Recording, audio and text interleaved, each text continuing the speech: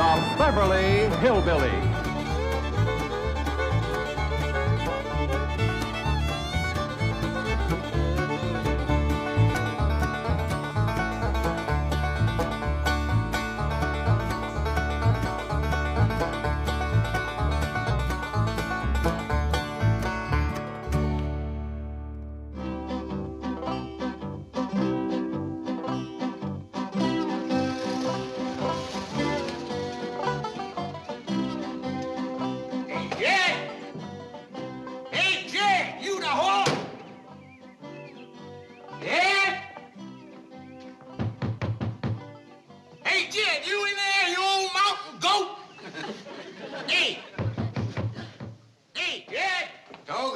Sound like old Leif Crick from back home. It does for a fact. What do you suppose that no account wants around here? We'll soon find out. Jed, doggone it, you come out here and let me in.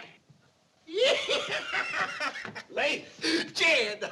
Well, this is a surprise. Granny, you little old boss of you.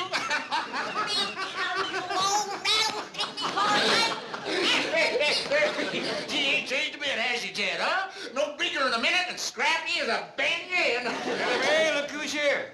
Howdy there, Mr. Crick. Sure is good to see you. Elly Mae Clampett, you're as pretty as a fistful of pink hollyhocks. Yes, sir, Jed, everybody always did say we had the two prettiest girls in the hills. Hey, is Bessie with you? You bet she is. Hey, where's Jethro? He ain't home from school yet. How about Mardi? Bring her along? Oh, I had to leave my woman home to do the chores, Granny. Roof needed patching, well caved in, had to be dug out, mule needed chewing, lots of little things like that. You know, we just poor gully jumpers. We don't roost high on the hill like you folks. Bessie ain't out in the car, nor Mrs. Crick neither. I had to leave my woman to home, Elly Mae. And Essie Bell, she's over at the motel unpacking and purdying herself up. Motel? Why, Leif, we got plenty of room to take care of you and Essie Bell right here. Well, now, Jed, you know I ain't one to trade on a friendship. Of course, after Jethro and Essie Bell's proper hitch, then we're gonna be wanting to live near our kinfolk. Hitched? Jethro and Essie Bell? You mean you don't know what that boy's been up to? No, I can't say as I do, Leif. Then we's got some talking to do, man to man. Come on, Elly, we'll make a pot of coffee. Hi, Mr. Crick. Yes, sir, you got a couple of fine women folk there. I reckon you're as proud of them as I am of mine. I reckon. I reckon you'd want to see right done by Elly Mae just the same as I'd want to see right done by Essie Bell. I reckon. I reckon you wouldn't want no young man playing fast and loose with her feelings. I reckon. I reckon the man's daughter's just All right, about as... Leif, supposing you stop blowing on the fur and get to the hide, what are you trying to say? Don't come easy saying what I got. Well, let's go in and sit down and give it a try.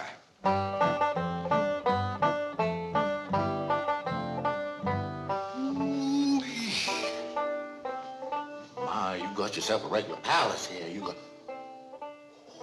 Oh, I better take off my cloth now, because I don't want to get you fancy coffee, old dude. Just leave everything on, Leif, and sit down and speak your piece. Oh, my. Sure do beat sitting on the stump now, don't it? I guess you got this here chair stuffed full of money, huh, Jed? Yeah, Leif. Now, about Jethro and Essie Bell.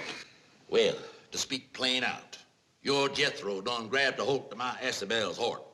I don't recall Jethro mentioning Essie Bell's name since way last summer when she won that beauty contest. That's when it happened. What happened? This happened. Love letters wrote by your Jethro to my Essie Bell. Love letter? Steaming hot love letters. Someday I gotta have a long talk with that boy. Let me see the letters.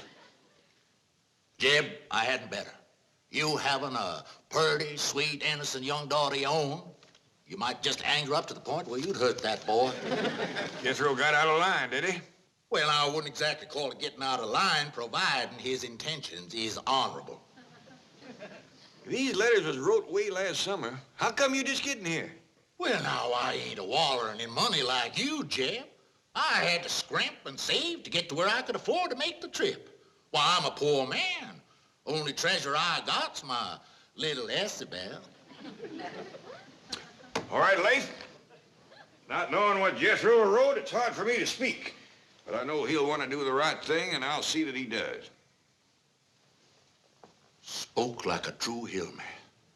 Why, I said to Mardi before I left, I said, dry your eyes, Mardi. Jed Clampett's a man of honor. I says he'll see that Jethro does the right thing by our Isabel. And I will, too, Leif. You can count on it. Yes, sir, Jed, you sure got yourself a palace. I expect you got more money than a pig has grunts. We's eating regular. I expect a generous man like you's aiming to settle a heap of that money on Jethro when he gets married. Him being almost like a son to you and all. Don't count your chickens before they're hatched, Leif Crick. I want to hear Jethro's side of this first. Oh, you're a good man, Jed. Fair. Like I says to Isabel, I said, dry your eyes, honey. Jed Clampett's a fair man. He's going to do the fair thing. He's going to see you married fair and proper to Jethro. And like I said to you, Leif,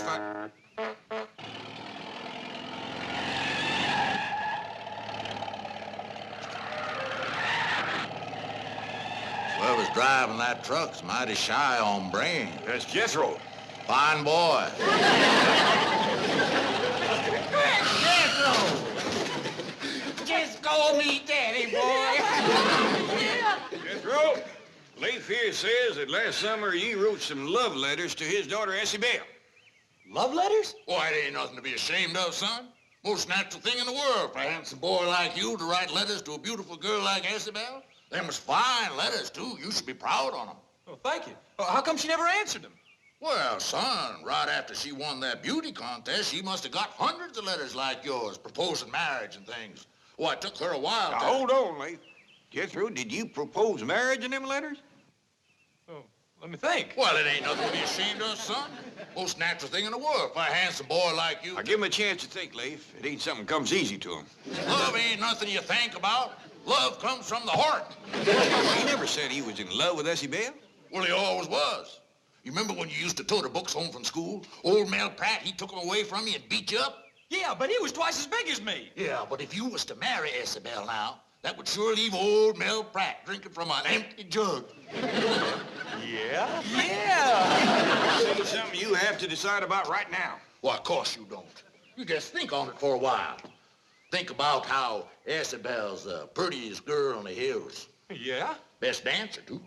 Yeah? How much you'd like to marry her. Yeah! Take on the son. Now, wait a minute, Jethro. Think what you're doing. You sure you're ready to support a wife? Could be you'd have to quit school. Well, hot diggity dog, then I'm ready. I'll bring Isabel over for supper. But first you go down to one of them fancy Beverly Hills jewelry stores and you pick out a great big diamond ring. All right, and while I'm there, I'll get something for Isabel, too. I'll see you later, son. Bye-bye, Miss... Bye-bye, Daddy Crick. I'm going to get married. Yeah! Someday I should have had a long talk with that boy.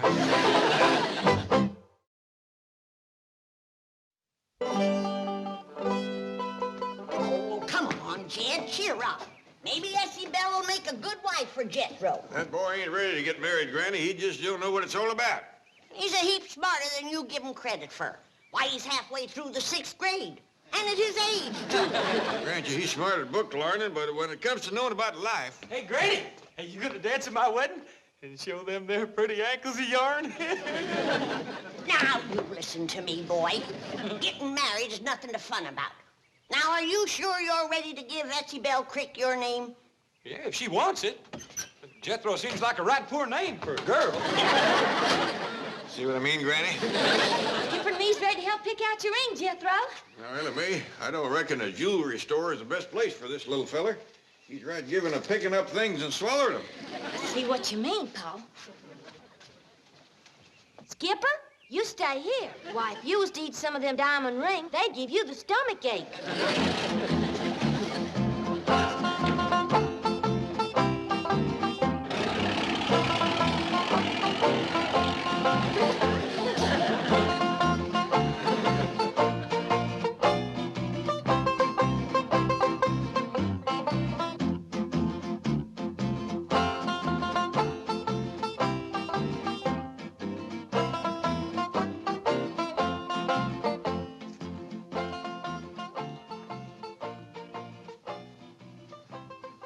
Just a moment, please. I'm sure you must be in the wrong place. Is this a jewelry store? Well, yes, but we sell only the very finest and most expensive pieces. I suggest you try a notion store. Jethro done got the notion what he needs now is a ring. Hey, Uncle Jed, here's some rings over here. Yes, but please, now, I assure you... Them red diamonds is purty. Those are rubies. Well, ask her if she wants to sell one. Madam, the ruby I'm referring to is not a lady. How she got them rings is her own business. Just ask her if she wants to sell one. Perhaps you will understand how out of place you are when I tell you that no ring in this case sells for less than $10,000. Now, wouldn't you like to look elsewhere? Yeah, sure, it's where you keep the good stuff. Security guard, please. That's right, Paul. Mr. Drysdale said we should always ask for the best. Did I hear you mention the name Drysdale? Yes, sir? Milburn Drysdale? Yes, sir? He's our next door neighbor. He keeps Jed's $35 million in his bank. Granny, I ain't sure it's 35 million no more. Might be close to 40 by now. You got the phone in your hand. Call up Mr. Drysdale and see who's closer, Jed or me. Stand by till I make one call. Things have been a little slow since Christmas. Quiet in place, huh, Isabel? I'll say. Gee, Paul, this is just about the biggest place I ever did see. Yes, sir, Isabel. You did a mighty wise thing when you decided to marry up with Jethro. I didn't decide, Paul, you did. I didn't even answer his letters. Well, it was a good thing I did discover those letters. You'd have been married to that no-account Mel Pratt. Mel Pratt ain't a no account. He's a good, strong, hard-working boy. You gotta learn to keep your mouth shut, girl. You gotta learn to keep your mouth shut, especially when there's any food around. I still can't figure out where you found victuals enough to put on all that weight since last summer. Mel Pratt's been feeding me. He wanted me to get good and strong so I could help him clear that acre of land. That ain't land, girl. That's rocks. If you want to marry up with a boy that's got an acre of rocks, you should at least have them cut and piled up into a fine palace like this one. But Mel Pratt loves me, and I love him. I don't want to hear that name no more, Isabel. You're gonna marry into the lap of luxury, girl. You're gonna wear fine clothes and jewels. You're gonna have servants to wait on your hand and foot. You're gonna have a butler running ahead of you, opening doors, all kinds of things like that. Oh, look at that! Stop right here now, Isabel. You don't want him to think we ain't never seen a butler before, do you?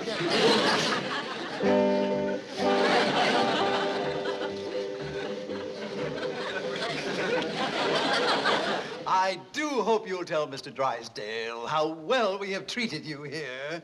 Ah, here we are. Now, this is the engagement ring. Thank you. You might, in a subtle way, of course, let the bride know that she is getting 10 perfect carats. Well, that's mighty nice of you. Nice, my foot. After the money you spent, he could at least send her a smoked ham. And here are Madame's lovely necklace and earrings. How many carats did I get? About 50. But of course, they're not perfect. Well, in that case, I'll take turnips.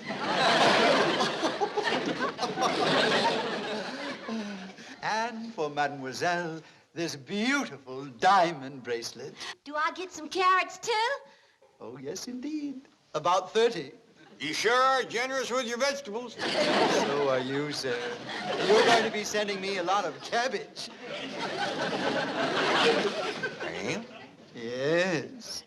Cabbage is money. Well, your store, but I'll be dogged if I see how you stay in business.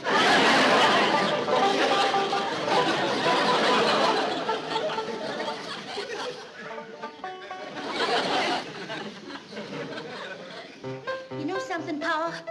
I think that there butler's nothing but a monkey. You ever see a monkey playing a piano? No, sir, Now, you but... just hush up, girl, and let me do the talking. Mr. Butler, That's mighty fine music.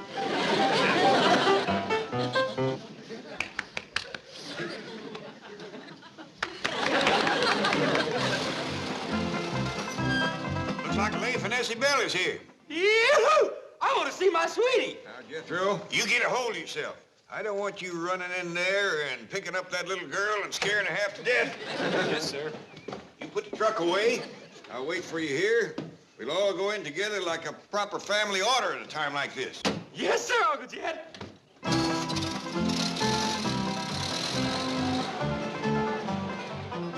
Don't be too hard on him, Jed.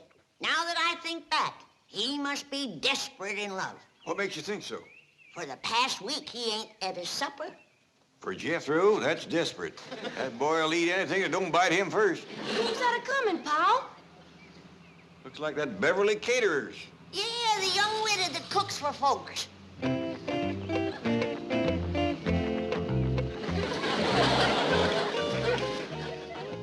Hi, is Jethro ready? Ready for what, ma'am? For our regular date? Howdy, Mary. It sure is good to see you. You're right on time. Let's go. Wait a minute, boy. You got a date with this girl? Yes, sir, Uncle Jed. Well, every day after work, she picks me up, and we drive up into the hills and park and watch the sun go down. Then you know what we do? Elly may go in the house. What do you do, boy? Well, then we climb into the back of the truck and eat all the victuals that's left. No wonder he ain't been eating his supper. I've got your favorite today, Jethro. Swedish meatballs. Jethro, the girl you're gonna marry is waiting in the house. You can't go running off with her and leave Essie Bell. Oh, yeah. Hey, Marion, you reckon there's enough meatballs in the truck for the three of us? Forget it. Huh? Here's your blushing bride. Come give her a big hug. Excuse me, ma'am. I'm looking for my sweet little old Essie Bell Crick from back home. I'm right here, Jethro. Jethro, son, this here's Essie Bell. Your Essie Bell Crick? Yeah, Jethro. Marion!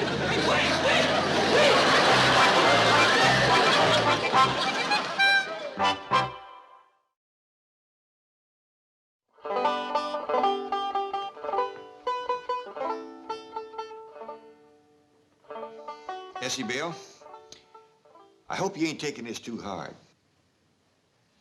I know it's hard for you to talk at a time like this. I understand, so you just listen. Now, first off, I want you to know that we's getting Jethro back for you. Now, Elly's cut across the hill, and your pa has took out after him in his car with Granny riding shotgun. Now, I don't excuse the boy for what he done, but you have changed a mite since he seen you last. Filled out, you might say. Jethro, he's got kind of used to these puny city girls.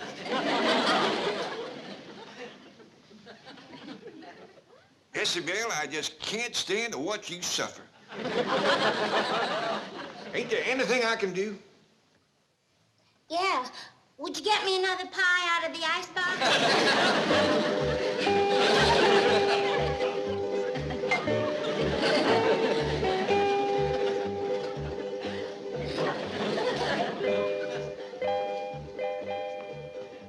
There you are.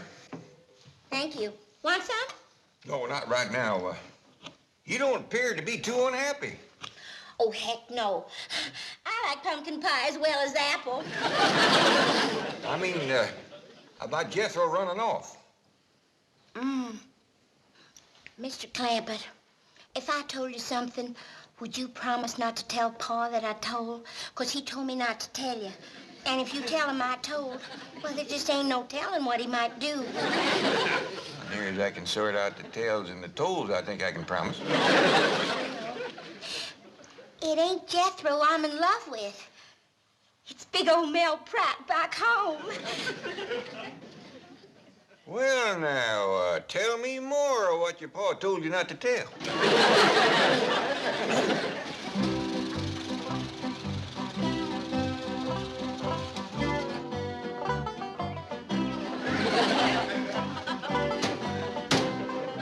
Let's have no more of this running after other girls. Ain't no boy can love two girls. That leaves Isabel out. She's about 2 girls and a half. You mind your tongue, Jethro. You take a girl for better or worse when you marry her. Yeah, but she got worse before I got married. Fetch him in, Leif. I'll look after Isabel. Come on, boy. Let's start talking about this wedding. Well, Mr. Crick, You call me daddy now you're marrying up with my daughter. but Mr. Crick, I don't think I want to get married to nobody. I want to finish the 6th grade so as I can be a brain surgeon. You should have started thinking about that before you wrote Isabel them hot, steaming letters full of love talk. I don't remember no love talk. You don't, huh? Now, just how'd you start them letters? Dear Isabel. Well, ain't that love talk, calling a woman dear? It is. I'm in trouble with a lot of women. Men, too. Well, Leif, I see you fetched him back, all right. Now, Jethro, you get upstairs and get packed for your honeymoon. Oh, but Uncle Jed, I don't want Go on, get up there and do like I tell you. Oh, yes, sir. You're a good man, Jed. Fair. I try to be. What do you think of my giving Jethro and Isabel my house for a wedding present? Oh, that is fair. That is really what you call fair. Of course, it's just a little 2-room place, but they'll make out. well, I ain't the best at counting, Jed, but I done towed up 12 rooms since I've been here. Oh, I ain't talking about this place. I'm giving them my little shack back in the hills. Back to home? Yeah, there's a half-acre land goes with it. Of course, it's mostly rocks and stumps, but a couple of strong young'uns like Jethro and Isabel have that thing cleared in 4 or 5 years. Is that all you're gonna give them? Oh, shucks, no. Isabel, fetch in that other wedding present I give you. Coming, Daddy Clampett. That's better. I always said you was a generous man. Why, just before I left home, I said to Mardi, I said, why, Jed Clampett's a generous man. Why, there's just no telling what he... What are you doing with him? Daddy Clampett gave him to Jethro and me to take home with us. You can't take him home with you. Why, folks is liable to think he's my grandson. Well, you could tell him he's a monkey. That ought to clear it up, leastwise for some folks.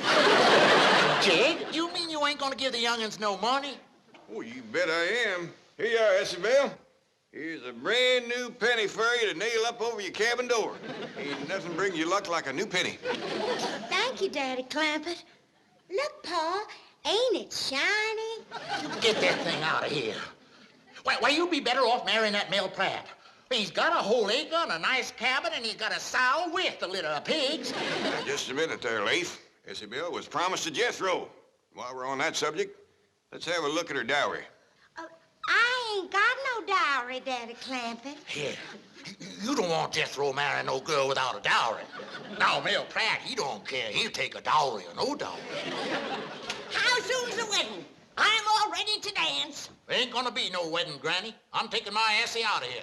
Come on, Isabel. Now, just a doggone minute. I got all dressed up to have a wedding dance. Now, let's have it. Well, she's gonna marry Mel Pratt. Don't bother me with details. Let's get on with the wedding dance.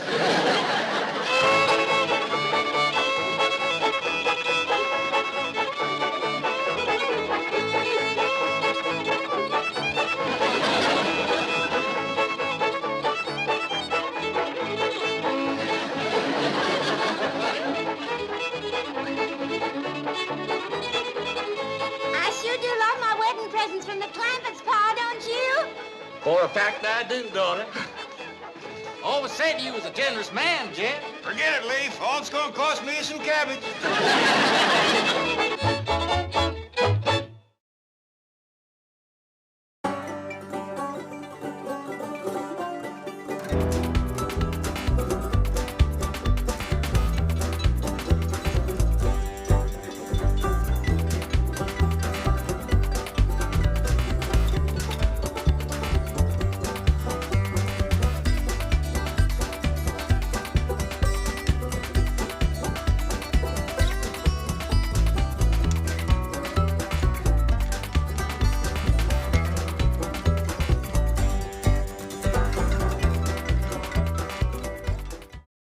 This has been a Filmways presentation.